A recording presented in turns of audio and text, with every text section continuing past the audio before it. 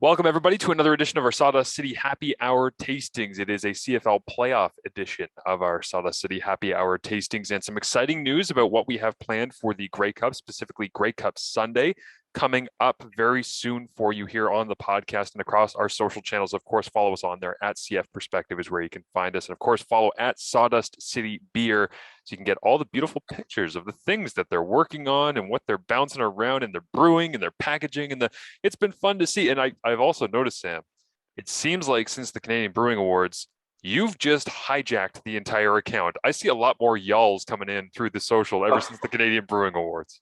We've been in between social media people in and out, so I've had to be do double duty sometimes. The everyman. Yeah, it's fine. But we've got a new guy back in, so I'm trying to step back and let him take the reins for a while. I think he should still be tweeting out y'all. I mean, it sticks, It's a nice little flavor. They'll be there. They'll still be there. I mean, when we got events and stuff, I'm usually there. So yeah, I got to represent. The beauty of being the Brewmaster and the co-founder is that you have the password to the social media accounts, and anytime you want, they are yours. But today we have a very special beer that we are enjoying here for the tasting, and not just because it's a ridiculously high percentage, but like all of your high percentage beers, I'm sure that this is going to be smooth and terrifying how good it is. But this is the one that you guys actually made for the 10-year anniversary at the Only Cafe, and went ahead and embraced that a little bit. I wore the nicest beach shirt that I could today to kind of match up here with my my motif on this for those of you watching on YouTube. But it's beach, beach, beach. Explain. Yes. Well, the originating beer, the first beer we ever released, which was sold at the 10th anniversary, was Golden Beach.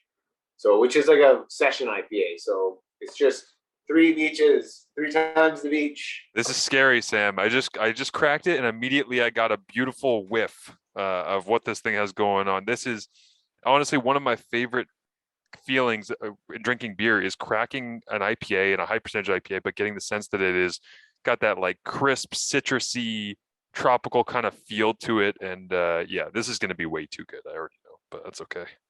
Yeah, it's definitely got I get a lot of orange and I'd say mango and grapefruit. Oh, the best. I haven't really asked you much about working with grapefruit in the past. We've talked a little bit about like lemon and lime and some of the mojito IPAs and different things, but is grapefruit, I mean, it's a unique one to include in even recipes or to eat at various times, like to mix it in with certain things, because it's got this weird like tarty bitterness to it. So how does it work with beer? Well, the grapefruit's all in the hops. Right. But the only time I've ever actually used grapefruit. No, we used grapefruit twice. Once we did a grapefruit radler. Oh yeah. Another time we did a grapefruit beer called Pith Helmet.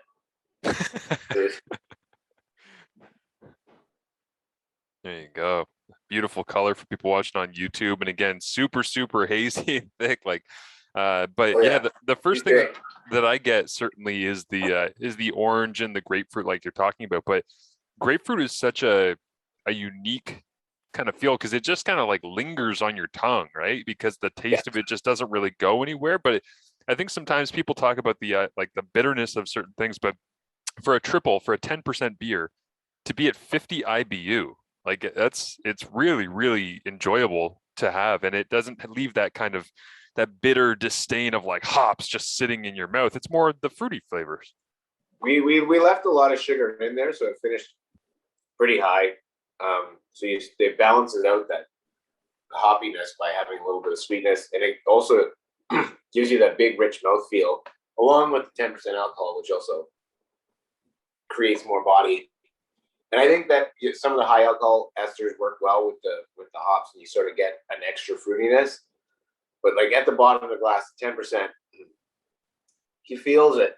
Yes, yeah, certainly. The side of the can here says to celebrate the 10th anniversary of our release of our first ever beer, Golden Beach Pale Ale, we brewed a very special, super high octane version of this usually mild mannered sessionable ale, coming in at 10%.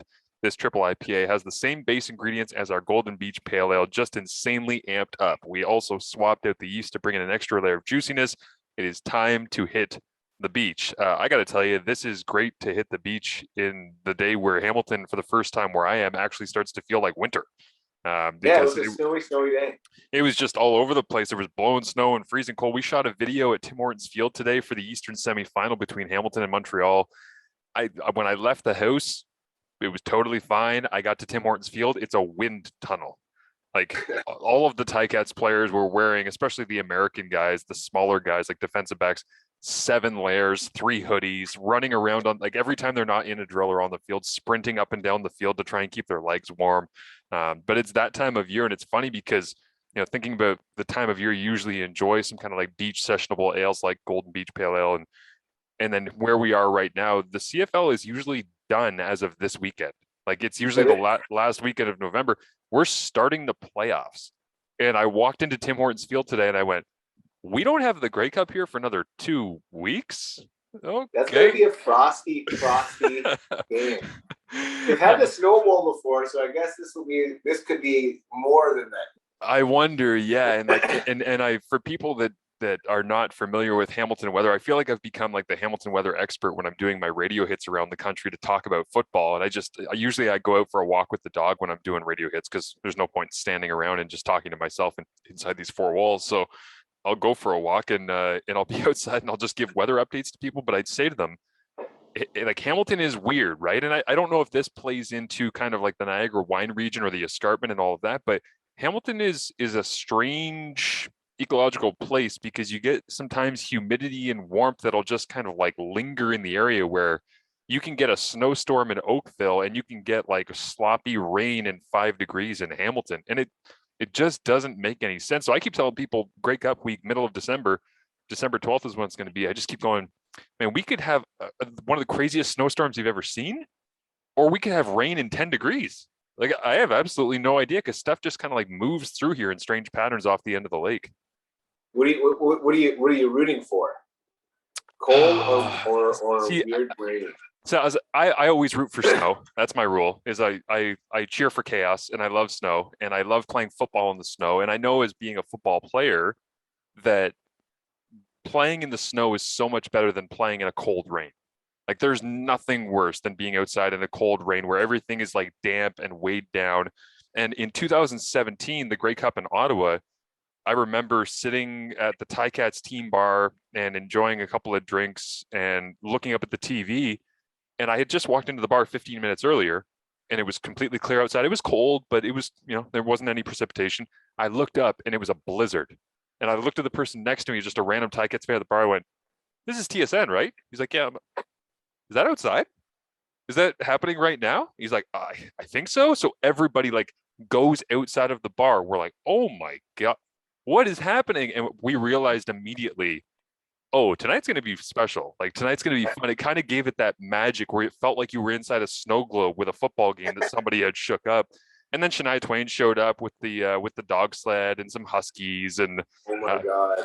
She pulled it out into center field and then just lit the place on fire with the halftime show. And I mean, it was super memorable as most Grey Cups are, as you know. And this one's going to be great as well with the Arkells, which is going to be fantastic. And the kickoff show has been announced. They got the Trews doing some of that with the tailgate, and I know some of the other kickoff parties have got some great musical acts. So we're excited to push some Sawdust City beer for people here, and hopefully they can use that as their tailgate juice during Grey Cup weekend. Because I certainly feel like this would be a fun one to have one of, maybe like when you arrive as your celebration beer for, hey, I made it to the Grey Cup. Let me have, I'm tired, I'm going to bed.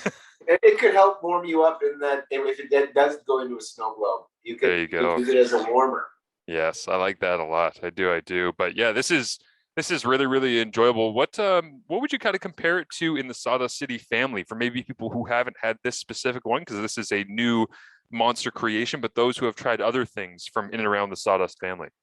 Well, we haven't done a triple IPA in a very long time. It goes back to maybe 2015. Wow, really? Yes, it was a long, long time ago. It was a collab between myself and Ryan Morrow for 1105, and it's been like 7 years. I don't know. It's very different in that it's not like our double IPAs where we kind of keep them a little lighter. I mean that sounds silly, 9% being lighter.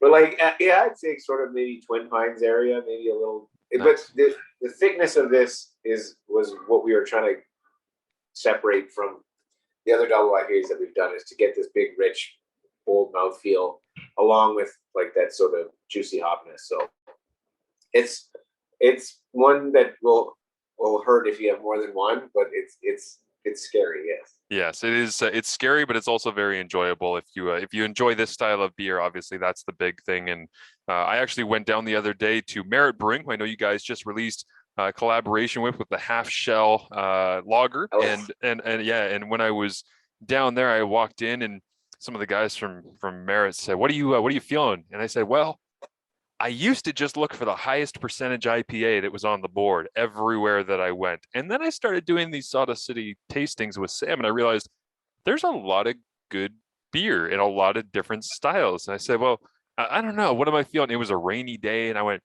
"You know what? I'm feeling like a stout." They're like, "Well, we got a 4.6 and we got an 8.8."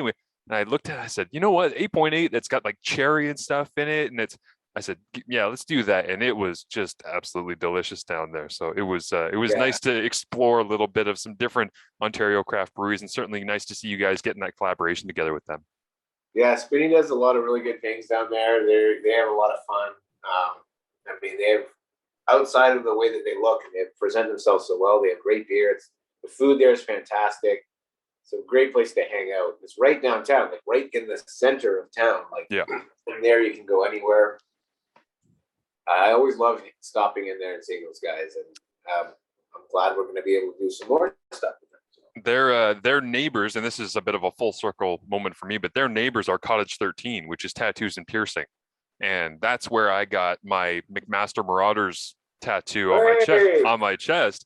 And yesterday was the 10-year anniversary of our Vanier Cup Championship back in 2011, which is why we all got the McMaster tattoos together as a team. Of the 50 some odd guys in that team, we probably had 35 or 40 of the guys who got Mac tattoos, whether it was shoulder, back, bicep. I mean, it was all over the place. But yeah, it was funny when I walked into Merit this week and I looked over, saw Cottage 13. I went, man, almost 10 years to the day, and that's the place that I went into and got myself a McMaster tattoo that's on me forever after that anniversary. So I saw that bouncing around the Twitters today. So this is actually very apt in that it is a 10-year anniversary. There you go. It's also your 10th anniversary of that. So that's perfect. There you go. Again, you can check it out. Go to sawdustcitybeer.com. Follow them on social media at Sawdust City Beer. Sam and I are going to go talk now about all things Grey Cup and enjoy the hell out of this beach. Sam, cheers as always. Thank you so much. Cheers, Marshall. Cheers.